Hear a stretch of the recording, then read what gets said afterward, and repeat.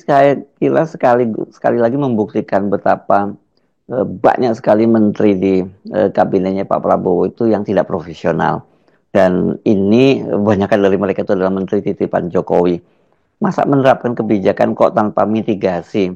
Padahal katanya semua ini demi kepentingan rakyat, memutus mata rantai perdagangan yang membuat harga gas melon jadi mahal.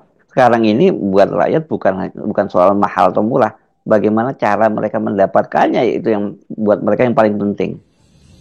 Jadi terlihat bagaimana menteri-menteri Pak Prabowo itu tidak becus tidak punya kapasitas atau tidak punya strategi mitigasi gitu loh.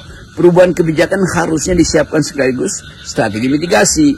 Nah, beberapa menteri itu kelihatannya memang ya kurang itu kalau kita bandingkan misalnya dengan zaman Pak SBY itu ada krisis dengan mudah diatasi, agak sedikit mencemaskan tetapi siap ada antisipasi. Apalagi di zaman Pak Harto nggak ada yang antrian beginian tuh. Di zaman ketika Orde Baru justru yang diutamakan adalah kebutuhan dasar atau basic needs kan itu intinya tuh. Jadi soal energi juga itu kan hal yang kita tahu dari segala macam sudut pandang. Energi itu mesti tersedia 24 jam karena hanya itu cara kita menghidupkan harapan bahwa mak-mak bisa masak mungkin untuk warung jam-jam 3 pagi udah belanja segala macam tuh. Jadi perubahan ekonomi keluarga itu justru menyebabkan seluruh perencanaan keluarga itu berantakan. Warung-warung makan, tempat ngopi, kawan-kawan pengojek, kan itu semuanya diatur di dalam satu ritme kehidupan. Jadi kalau terganggu suplai energi, ya ritme kehidupan juga berubah tuh. Jadi kondisional atau syarat-syarat untuk mengubah kebijakan itu harus juga ditempelkan di situ cara untuk mempercepat atau memperlambat ekses-ekses negatif dari perubahan kebijakan. Karena ada teorinya tuh, ada modelingnya atau macam-macam itu. Nah, menteri-menteri ini begitu banyak menteri di kabinet pertama Pak Prabowo ini yang mestinya ditatar ulang tuh, udah dibawa ke Magelang untuk didisiplinkan cara berpikirnya, nggak bisa juga diajarin oleh orang asing tentang konsep-konsep manajemen modern juga nggak paham-paham kan. Jadi memang harus diganti nih banyak menteri, di reshuffle lah.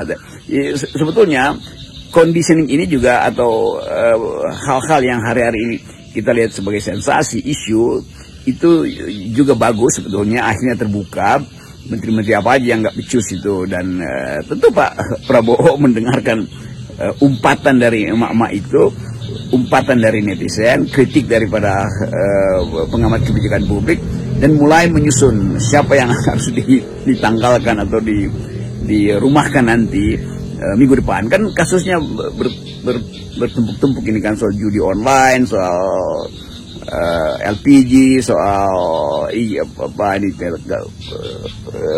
pagar laut, soal kuota haji, soal penyalahgunaan macam-macam. Jadi sekaligus ada penghematan yang sudah diputuskan oleh kabinet, oleh presiden, sehingga kabinet berhemat 50%, juga harus ada pemangkasan minimal 50% juga dipangkas karena alasan tidak profesional atau tidak punya kapasitas untuk memimpin isu-isu publik yang memerlukan pengawasan 24 jam dan memerlukan strategi mitigasi. Apalagi soal yang sangat kritis hari ini, yaitu kelangkaan dan susahnya untuk memperoleh bahan bakar LPG 3 kg. Sama kasih.